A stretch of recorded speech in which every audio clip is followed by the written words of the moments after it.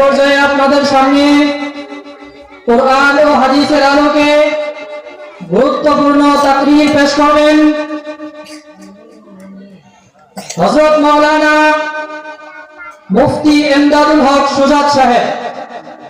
হযরত মাওলানা মুফতি ইমদাদুল হক সুজাত সাহেব, আমি হযরতকে ওনার গুরুত্বপূর্ণ তাকরীর পেশ করার জন্য মাহফিল কমিটির পক্ষ থেকে সবিনয় অনুরোধ করছি।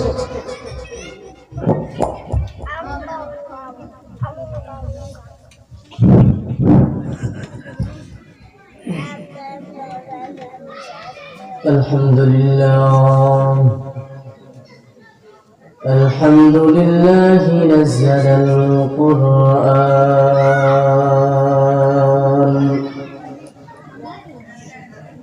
وخلق الإنسان وكرمه وعلمه من البيان ما لم يعلم